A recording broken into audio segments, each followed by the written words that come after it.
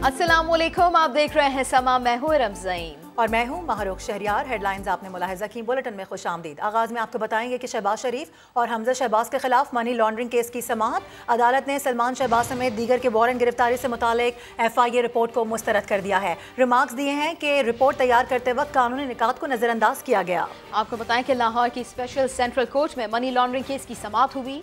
वज़ीर आज़म शहबाज शरीफ, वज़ीर आला पंजाब हमजा शहबाज समेत दीगर मुल्ज़िमान अदालत में पेश हुए। वज़ीर आज़म शहबाज शरीफ रोस्ट्रम पर आए, कहा कि 12.5 साल पंजाब में आवाम की खिदमत की है, कभी तनख्वाह नहीं ली, पेट्रोल भी जेब से डलवाया, सरकारी खजाने से 7-8 करोड़ रुपए नहीं लिए। अगर इतनी करप्शन करूं तो मैं कोई मजनू ही हूँगा। अपने खानदान का अरबों का नुकसान किया, एक ढेले की करप्शन नहीं की। FIA ने सलमान शहबाज समेत 4 मुल्ज़िमान के वारंट गिरफ्तारी से मुतालिक रिपोर्ट जमा कराई। अदालत ने FIA रिपोर्ट्स को मुतज़ाद करार दिया। कौमी एहतसाब ब्यूरो के नए सरबरा की तैनाती का मामला जस्टिस रिटायर्ड मकबूल बाकर का नाम भी चेयरमैन नैब के लिए सामने आ गया। मकबूल बाकर का नाम पीपल्स पार्टी ने तजवीज़ किया। इसी हवाले से हम बात करेंगे। उस्मान खान हमारे साथ हैं। उस्मान, और किन किन के नाम सामने आ सके हैं, क्या खबर तफसीलात हैं इस खबर की? जी बिल्कुल, हुकूमत और अपोजिशन लीडर जो है उनके सामने अब चेयरमैन नैब की तैनाती जो है वो सरफहरिस्त मामला है और जस्टिस रिटायर्ड मकबूल बाकर का नाम जो है वो भी चेयरमैन नैब की दौड़ में शामिल हो गया है। मकबूल बाकर का नाम पीपल्स पार्टी की जानिब से तजवीज़ किया गया था। इसके अलावा साबिक ब्यूरोक्रेट फवाद हसन फवाद के नाम की तजवीज़ भी सामने आई थी। नवाज शरीफ की जानिब से उनका नाम दिया गया था, लेकिन नैब में चूंकि उनके केसेज हैं उसकी वजह से फवाद हसन फवाद पर इत्तफाक न होने का इम्कान भी जाहिर किया जा रहा है। इसी तरह चेयरमैन नैब के लिए मजीद नामों पर वज़ीर आज़म शहबाज शरीफ और अपोजिशन लीडर राजा रियाज में आइंदा हफ्ते जो है वो मजीद मुशावरत होनी है। जबकि बशीर मेमन का जो नाम था उसके ऊपर आसिफ जरदारी जो है वो मुत्तफिक नहीं है। तो इस तरह अब जो 4 नाम पहले आए थे उसमें अब ये 5वें नाम का इजाफा हुआ है, जो कि साबिक जज हैं सुप्रीम कोर्ट के जस्टिस रिटायर्ड मकबूल बाकर, उनका नाम जो है वो सरफहरिस्त आ गया और उसके ऊपर अब मजीद गौर किया जाएगा। और हुकूमती इत्तेहादियों के बारे में बताया जा रहा है कि उनका तो इस बार नाम पर इत्तेफाक में पाया जाता है, जबकि अपोजिशन लीडर के साथ जो मुशावरत होगी उसमें इत्तेफाक राय के बाद जो है वो एक नाम फाइनल होगा। ठीक है उस्मान खान, बहुत शुक्रिया आपका। और पाकिस्तान एक फर्द की जिद पर नहीं बल्कि आइन पर चलेगा। वज़ीर आज़म शहबाज शरीफ का 2 टोक ऐलान। कौम से खिताब में शहबाज शरीफ का कहना था कि मज़मूम सियासी मकासद के लिए ख़त की साजिश घड़ी गई। अमरीका में हमारे सफ़ीर ने साजिश की कहानी को मुस्तरद किया। इसके बावजूद एक शख्स मुसलसल झूठ बोल रहा है। वज़ीर आज़म का कहना था कि हमने आवाम की तरफ हुकूमत से जान छुड़ाई, पहली बार दरवाजे खोले गए, फलांगे नहीं गए। पहली बार दरवाजे खोले गए, फलांगे नहीं गए। ये अवाम, पार्लियामेंट और आइन की फतेह है। माजी के उस दौर में नफरत की एक पूरी फसल बोई गई। हमारी सियासत के रगो रेशे में नफरत का जहर भर दिया गया। मादरे वतन की फजाओं में इंतकाम, गुस्से और बद तहजीबी की आलूदगी फैला दी गई। अपने मजमूम सियासी मकासद के लिए सफारती खत की नाम निहाद साजिश तक घड़ी गई। एक खतरनाक झूठ बोला गया। नेशनल सिक्योरिटी कमेटी ने एक नहीं 2 बार पूरी वजाहत के साथ कहा कि ऐसी कोई साजिश नहीं हुई। अमेरिका में हमारे सफ़ीर ने भी साजिश की कहानी को यकसर मुस्तरद कर दिया। इसके बावजूद एक शख्स मुसलसल झूठ बोल रहा है। अफसोसनाक अमर यह है कि ये शख्स अपने मनफी सियासी एजेंडे की खातिर कौमी मफादात और पाकिस्तान के सफारती ताल्लुकात को नुकसान पहुँचा रहा है। अगर कोई शख्स ये समझता है कि इसका घमंड और जिद दस्तूर पाकिस्तान और आइनी इदारों की मुतफ़क्का राय से ज़्यादा मुकद्दम है तो ये उसकी बहुत बड़ी भूल है, क्योंकि पाकिस्तान आइन के मुताबिक चलेगा, किसी एक फ़र्द की जिद से नहीं। एस्टैब्लिशमेंट से कोई डील नहीं हुई। इस्लामाबाद में बैठने का फैसला करता तो खून खराबा हो जाता। हमारे इक़दाम को कमज़ोरी ना समझा जाए। 6 दिन में इलेक्शन की तारीख ना दी गई तो मैं दोबारा आऊँगा। इमरान खान ने एक बार फिर दमादम मस्त कलंदर की धमकी दे दी। कहा अदलिया, हुकूमत, इस्टैब्लिशमेंट सबके पास 6 दिन हैं। बोले इस बार पूरी तैयारी के साथ आऊँगा। चीफ जस्टिस को ख़त लिख कर पूछा है कि क्या हमें एहतजाज का भी हक नहीं। मैं उस दिन शाम को बैठ जाता। मैं आपको सबको गारंटी करता हूं कि उस दिन खून खराबा होना था। ये भी जी मैं बातें सुन रहा हूँ क्योंकि कोई इस्टेब्लिशमेंट से डील हुई है, मेरी कोई किसी से डील नहीं हुई। अगर किसी का ख्याल है, ये इनको खुशफहमी है कि हम अब आराम से कोई इनसे नेगोशिएट करेंगे और इस इम्पोर्टेड हुकूमत को तस्लीम कर लेंगे, किसी कोई गलत फहमी में ना रहे। मैं जब तक जिंदा हूं मैं इसके सामने खड़ा हूंगा। 6 दिन दे रहे हैं, उसके अंदर अगर इन्होंने ना अनाउंस किया मैं अब फिर से निकलूंगा। मैंने आज चीफ जस्टिस ऑफ पाकिस्तान को खत लिखा, क्लियर करें पोजीशन।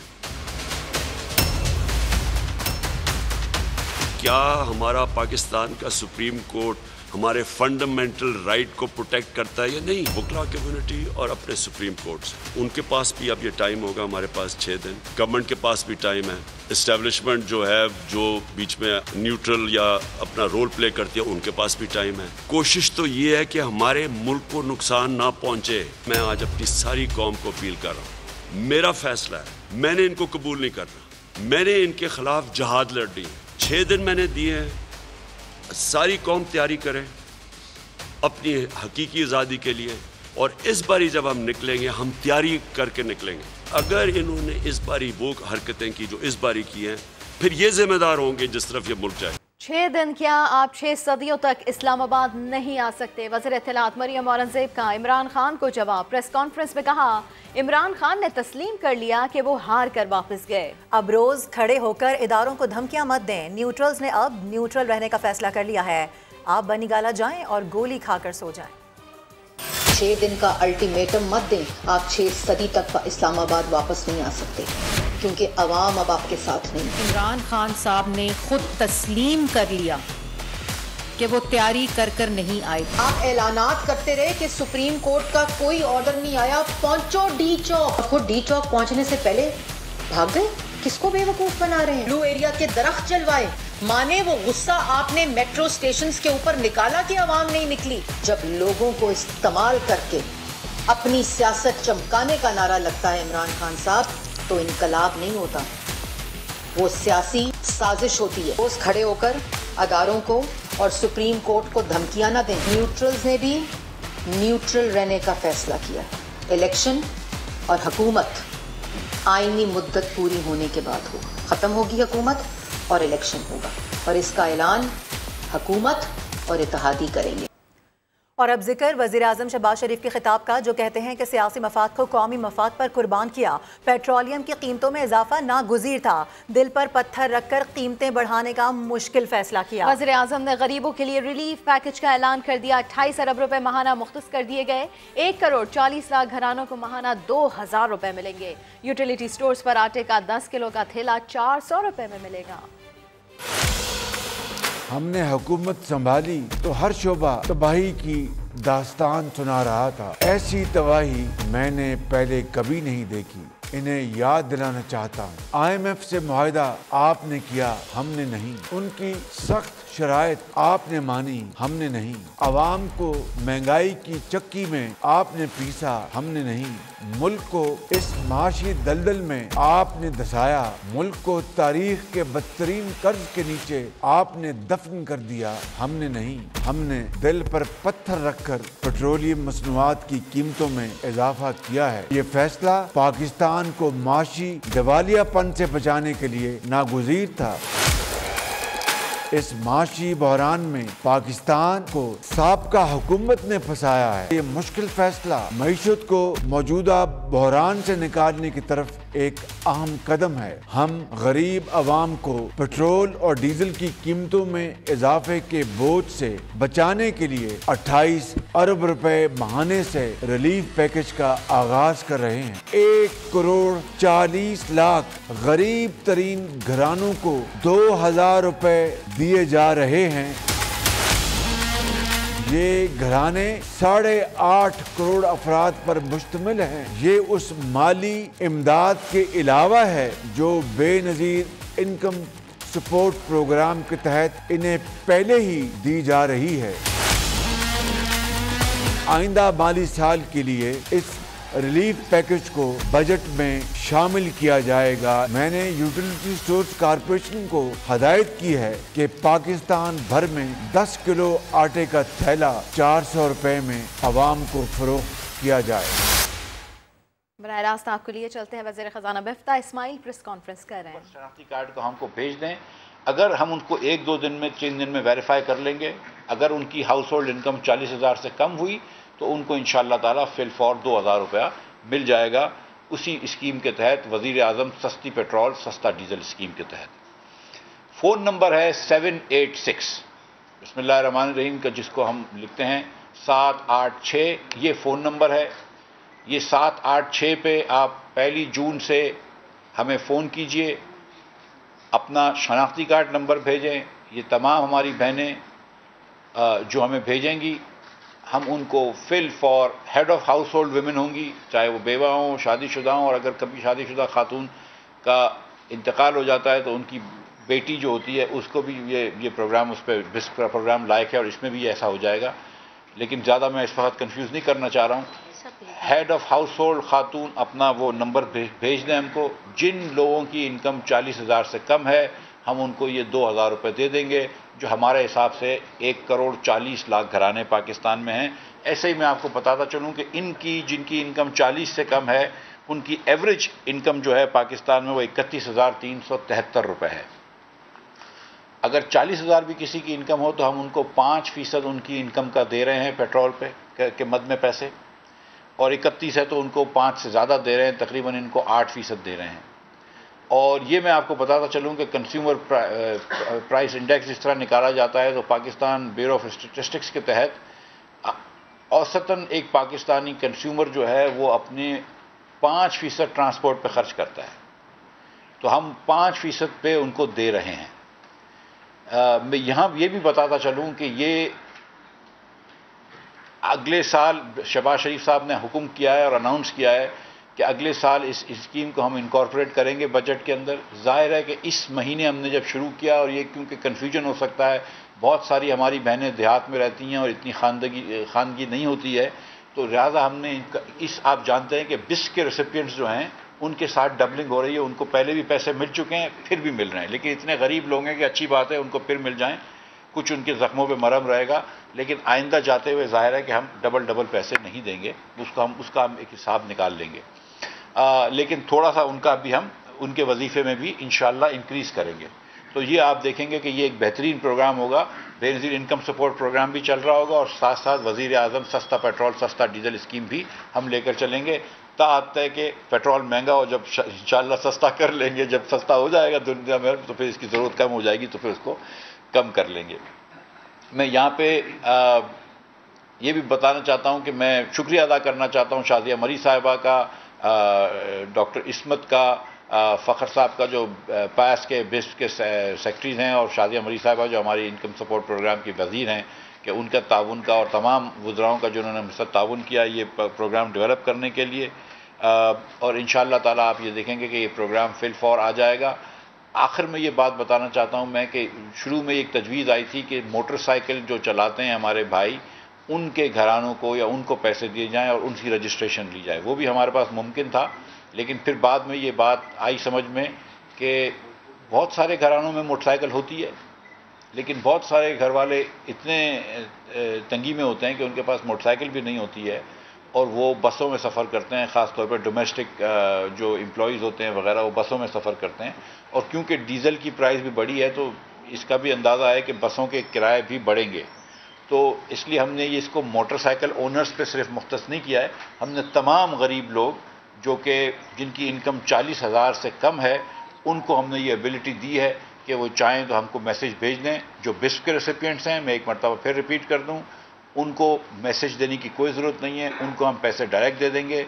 जो 67 लाख लोग जिनकी 40,000 से आमदन कम है घरेलू, लेकिन वो बेनज़ीर इनकम सपोर्ट प्रोग्राम के इस वक्त वजीफ़ेदार नहीं हैं या रेसिपिएंट्स नहीं हैं, वो जो मैंने नंबर बताया है 786 पे अपना सिर्फ शनाख्ती कार्ड नंबर भेज दें।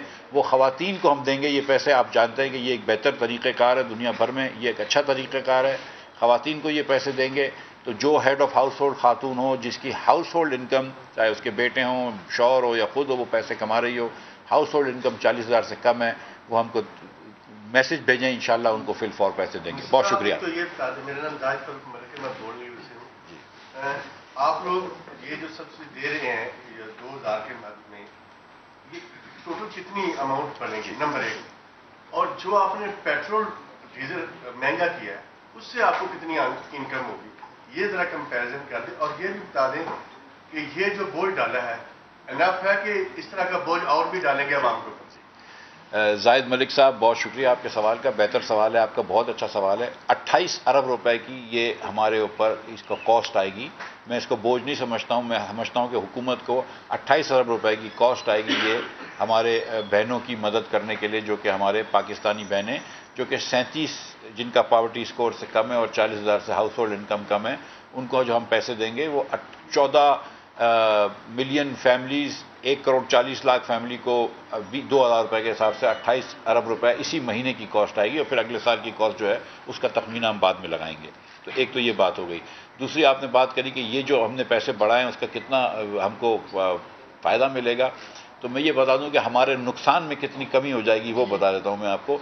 तो तकरीबन 2 करोड़ लीटर जो है वो मेरे ख्याल से महीने में खर्च होता है पाकिस्तान में पेट्रोल और डीजल मिलाकर। मैं मुझे नंबर देने दे, फिर मैं आप बता दीजिएगा, मैं जवाब दे दूं ना, मैं तो फिर आप जवाब दे दीजिएगा।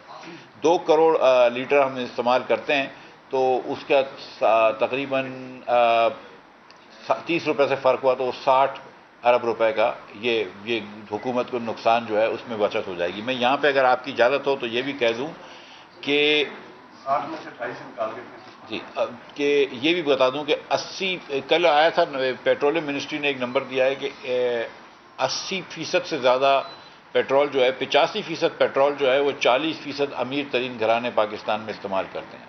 ये बात तो सबको पता है कि गाड़ी वाला इस्तेमाल ज़्यादा पेट्रोल करता है, जिसकी बड़ी गाड़ी होती है वो ज़्यादा पेट्रोल इस्तेमाल करता है।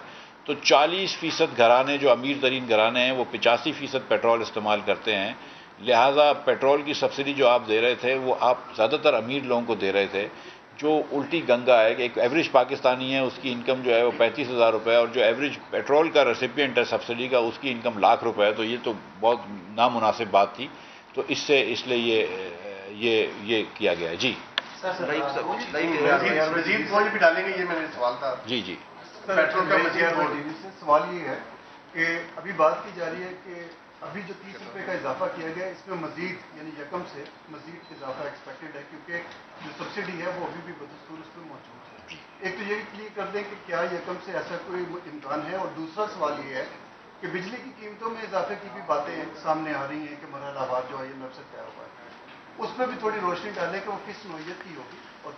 जी मैं इसमें बड़ी अच्छा सवाल है आपका। मैं आपको पहले ये बताता चलूँ कि क्या प्रोग्राम था जो कि इमरान खान की हुकूमत में शौकत तरीन साहब ने जो IMF से किया था पेट्रोल की मद में, वो भी पहले बताता चलूँ आपको। तो पेट्रोल की मद में जो इनका प्रोग्राम था वो ये था कि 1 पैसे की सब्सिडी नहीं होगी, उसके बाद 30 रुपये का इस पर लेवी लगेगी। ठीक है, तो मिसाल के तौर पर 80 रुपये का हुकूमत को 84 रुपये का नुकसान था डीजल पे, तो पहले 84 रुपये बढ़ाएं, उसके बाद 30 रुपये की लेवी बढ़ाएं, तो वो बढ़ गए 114 रुपये। उसके बाद 144 की प्राइस थी तो ये हो गया 258 रुपये और इसके ऊपर सेल टैक्स लगाएं। तो शौकत तरीन साहब के फार्मूले पे इमरान खान की जो अहद इमरान खान ने किया था, मुआहदा किया था IMF से, उसके तहत डीजल की कीमत 300 रुपये होनी चाहिए थी और पेट्रोल की कीमत भी तकरीबन 260-270 रुपये होनी चाहिए थी। हम उस फार्मूले पे नहीं जा रहे, ना हम टैक्स लगाएंगे इसके ऊपर और ना हम पूरा अभी कॉस्ट भी रिकवर कर रहे हैं। तो जब ये बात करते हैं कि वो कहीं ये क्या हम कर रहे हैं, तो ये जो मेरे हाथ है वो इन्होंने बांधे हुए थे, ये मुआहदा शौकत तरीन साहब और इमरान खान साहब ने किया था, नंबर 1। नंबर 2, जो शौकत तरीन साहब बार बार कहते हैं कि वो पैसे रख के चले गए, वज़ीर स्टेट भी यहाँ पे बैठी हैं, मैं भी इधर बैठा हूँ, हमें बता दें, हमने भी थोड़ी बहुत पढ़ाई करी है कि कहाँ पैसे रखे हुए हैं। मैं बड़ी खुशी से वो पैसे इस्तेमाल कर लूँगा, लेकिन कोई पैसे नहीं रखे हुए।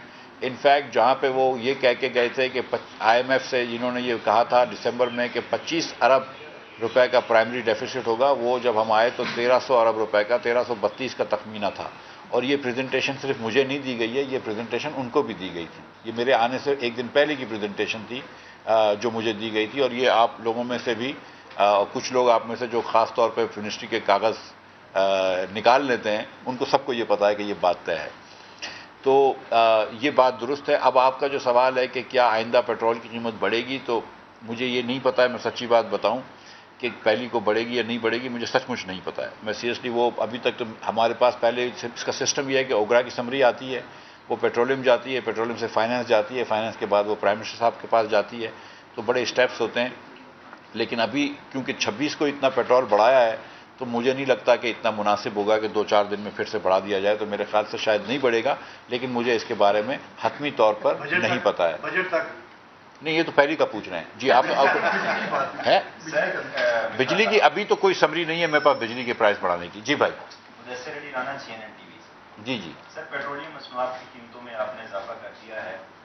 महंगाई जो आएगी, जो गरीब आदमी का होगा 2000 रुपये से उसका असर कुछ नहीं होने वाला। सर, गुजारिश ये है कि अब तो ये बता दें कि IMF से अब कब मुआहदा होने जा रहा है और ये जो किस्त आनी है ये कब तक आ जाएगी। सर, IMF से जब मुज़ाकरात हो रहे थे तो वहाँ पे अदारों की निजकारी का बहुत ज़्यादा दबाव आया है और एज़ पर जो हमारा प्लान शेयर किया गया था कि 2 पावर प्लांट की निजकारी हमने जून 2022 तक करनी है। अब इस प्लान पर क्या अमल दरामद होता हुआ अभी तक कुछ नजर नहीं आ रहा, क्योंकि मिनिस्ट्री में कोई ऐसा काम नहीं हो रहा। इन 2 पावर प्लांट्स की निजकारी का क्या टाइम पर किया गया? जी अगर पहले कोई IMF से निजकारी की बात हुई थी तो मैं उसका मतलब मुझे पता है कि एक ये बहुत बात थी, लेकिन मैं कितनी बात हुई थी इसका मुझे अवेयर नहीं है। इस बार जब हम दोहा गए थे तो निजकारी की कोई बात नहीं हुई, सच्ची बात मैं आपको बता रहा हूँ। लेकिन निजकारी इसलिए नहीं करनी चाहिए कि IMF कह रहा है, निजकारी इसलिए करनी भी चाहिए कि ये सही चीज़ है। हुकूमत के अंदर ये पावर प्लांट्स नहीं होने चाहिए, ना डिस्को होने चाहिए। मेरे पास प्राइवेटाइजेशन के जो चेयरमैन थे वो एक प्लान लेकर आए थे जब मैं वज़ीर बना था, वो निजकारी का प्लान जिसके अंदर ये 2 कंपनियों का भी प्लान था और दीगर और एसेट्स का भी प्लान था। अब प्राइवेटाइजेशन के वज़ीर हैं, वो उसको देख रहे होंगे। मैं इस पर ज़्यादा अवेयर नहीं हूँ, मैं सच्ची बात बता रहा हूँ। जी, मैं एक बात ज़रा मिनिस्टर साहब आपकी इजाज़त से और आपकी सवाल के जवाब में, जो आपने ये कहा ये 2000 रुपये जो दे रहे हैं उससे तो इन्फ्लेशन जो अफराते ज़र है उस पर कोई फ़र्क नहीं पड़ेगा, और ये जो पेट्रोलियम प्राइस इंक्रीज। वज़ीर ख़ज़ाना इस वक्त प्रेस कॉन्फ्रेंस कर रहे हैं। उनकी जानिब से ये कहा गया कि पेट्रोलियम मसनूआत की कीमतों में इजाफा ना करते तो महंगाई बढ़ती। वज़ीर आज़म की कौम से खिताब को बहुत सराहा गया। मिफ्ता इस्माइल की जानिब से ऐसा कहा गया। और एक मरतबा फिर से बात करते हैं वज़ीर आज़म शहबाज शरीफ के हवाले से, जिन्होंने रिलीफ पैकेज का ऐलान किया, लेकिन अवाम ज़्यादा खुश नज़र नहीं आते। कहते हैं कि 2000 रुपये में कुछ नहीं होता, ये तो ऊँट के मुँह में जीरे के बराबर है। पैसे और भी बढ़ा लें, क्योंकि इस महंगाई के दौर में ये 2000 रुपये कोई भी चीज़ नहीं है। करोड़ों रुपए लगा के इलेक्शन जीत सकते हैं तो सरकारी गाड़ियाँ ख़त्म कर दें। रिलीफ देना है तो AC सरकारी AC ख़त्म कर दें। इस तरह रिलीफ देना है तो दें। ये 2000 ये ऐसे ड्रामा है। वो एक गरीब आदमी जो है जिसकी दिहाड़ी जो है वो 800 रुपये है, वो 500 का घी लेगा, 200 का किलो आटा लेगा, तो वो बच्चों की मेडिसन वो दूसरे मामला कहाँ से पूरा करेगा। 2000 रुपये पे हम आटा लेकर आए कि घी लेकर आए या मोटरसाइकिल में पेट्रोल भरें या कोई बिजली का बिल दे। आप खुद सर अंदाजा लगा दे कि 2000 रुपये अगर गुजारा हो सकता है तो ये तो अच्छी बात है। फिर हमारे बच्चों का फीस है, वो स्कूल है, एक रोटी खाना पीने, ये किधर से अल्लाह करते हैं, सब कुछ अल्लाह देते हैं, लेकिन हर चीज महंगा हो गई है। इसका क्या हल निकालेगा भाई। 2000 रुपये का तो 5 किलो का जो डब्बा मिलता है घी वाला वो भी नहीं होता है, क्योंकि वो भी 2630 रुपये की है। जिसके 4 बच्चे हैं या किराए का घर है या वो मजदूर आदमी है, वो 2000 रुपये से क्या करेगा। 5000 का बिल आ जाता है बिजली का, गैस का, पानी का, तो खाने का क्या बनेगा। 2000 में कुछ भी नहीं होता भाई।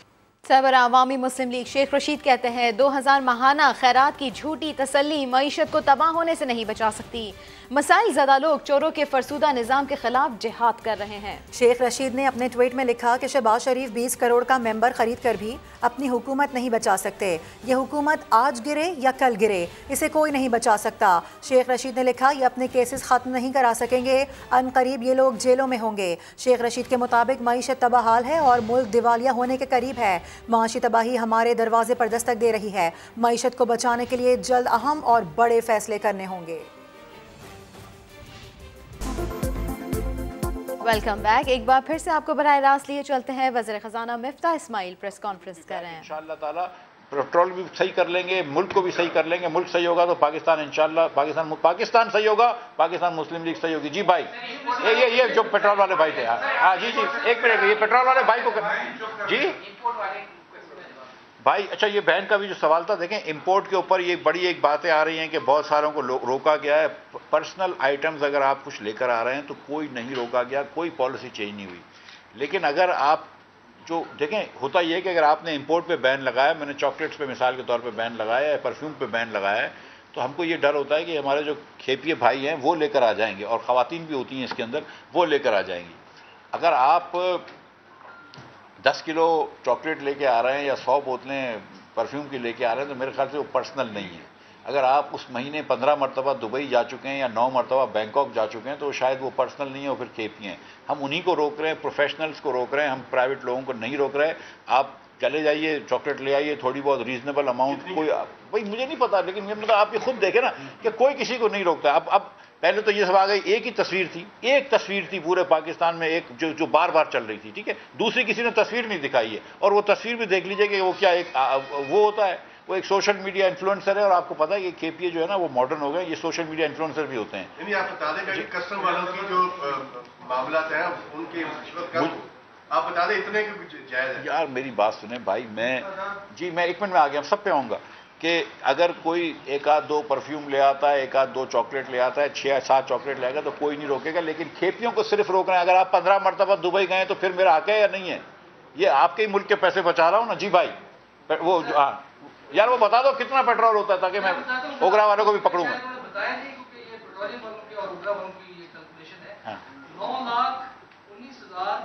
9,19,422 मैट्रिक टन अप्रैल की कंजम्पशन है जी, और 7,72,000 के करीब लगभग जो है वो पेट्रोल की कंजम्पशन। इसको आप लीटर्स में कन्वर्ट करें अगर, तो वो जो पैमाना है 1395 और 1125 वाला पर लीटर 1 टन में जितना होता है वो बनता है 1 अरब लीटर के करीब। तो आपका जो इम्पैक्ट बनता है ये तो बोले 30 रुपया अगर बढ़ाया है तो ये कम से कम जो आपका 70 अरब रुपए के करीब इम्पैक्ट आएगा। रेवेन्यू आप कह रहे हैं नुकसान कम, जो इस तरह कह रहे हैं कि आपका नुकसान कम हो जाएगा महाना 70 अरब रुपए तक। इसमें से 4 आइटम नहीं है, एक मिट्टी का तेल नहीं है, इसमें एलडीओ नहीं है, इसमें तो 1 अरब 15 दिन का बंदा 2 महीने का 2 अरब हुआ ना। आपने तो 5 दिन में नहीं बर्दाश्त किया ना, आपने 5 दिन का भी डाल दिया, यकम से कर लेते हैं। आप 5 दिन की कैलकुलेशन मुझे बता दें कितना इफेक्ट बनता है, मैं आपको कैलकुलेट कर देता हूँ। अरे चल छोड़े, ये कॉम्प्लीमेंट्री सर मेरा क्वेश्चन। शुक्रिया। नहीं आप सवाल तो पूछो, ये तो कॉम्प्लीमेंट्री था, ये फ्री में एडवाइस दी है। नहीं मैं बिल्कुल, मैं जल्दी में नहीं हूँ। मैं सर क्वेश्चन ये करना चाह रहा हूँ कि माजी की गवर्नमेंट में भी बेनजीर इनकम सपोर्ट प्रोग्राम में जो जेली जो रकम की मुंतकली है उसके इंकशाफात होते रहे। 9 लाख के करीब लिस्ट जो है वो उन्होंने डाली थी, जो उन्होंने सरकारी मुलाजिम और दीगर जी हटा दिए थे जी। ठीक है सर, अब शादिया मरी साहबा आ गई है, वो कह रहे हैं कि हम पुराने लोग इसमें शामिल कर रहे हैं। और मुझे ये पता नहीं है कि वो जो 2 नंबर लोग थे वो शामिल कर रहे हैं या वाकई गरीब लोग शामिल करेंगे। मेरा क्वेश्चन टिपिकल ये है कि आपको ग्राउंड रियलिटीज का पाकिस्तान का शायद थोड़ा कम है, तो आपका जिस तबके से तलक है वो नीचे ये गरीब लोग जो छोटे लोग हैं उनका आपको अंदाजा नहीं।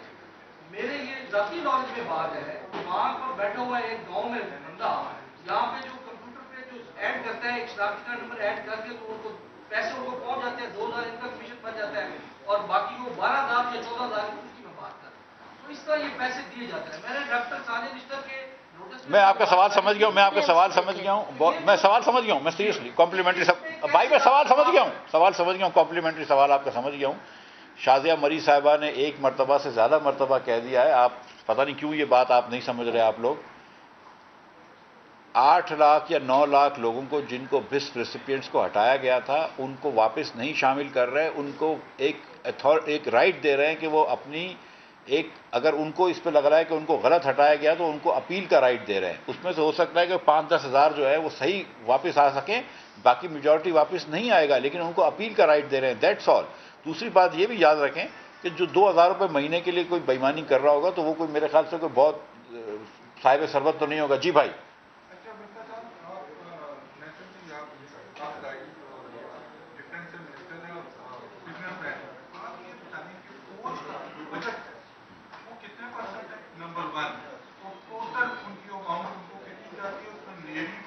आर्मी को और सजाइया को जी मैं सुन रहा हूँ।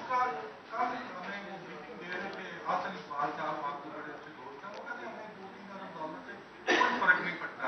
तो आप 4 अरब डॉलर के लिए नेचुरली 3-4 दफा जा चुके हैं, क्या वो सही फरमा रहे हैं या आप सही फरमा रहे हैं? जब भी एहसन इकबाल और मैं, अगर आपको ऐसा लग रहा है कि गलत अलग बातें कर रहे हैं तो वही सही फरमा रहे हैं, ठीक है। मैं नहीं, लेकिन जो एहसन इकबाल साहब भी बात कर रहे होंगे, मैं उसकी ज़रा सा उसको आगे चला दूं कि 1 या 2 या 4 अरब डॉलर से पाकिस्तान को फ़र्क नहीं पड़ता, लेकिन हम IMF से रिलेशंस रख रहे हैं ताकि पूरी दुनिया से पैसे आ सके। वही बात कर रहे होंगे, वो भी मैं भी खास से वही गुजारिश कर रहा हूँ। डिफेंस के मुझे एयरफोर्स, नेवी और आर्मी का मुंह पे याद नहीं है, मेरे ख्याल से 1390 अरब रुपए का लास्ट ईयर का बजट था, या 1450 अरब रुपए का था, समथिंग लाइक है। नहीं, मेरे ख्याल से ये कितने का था?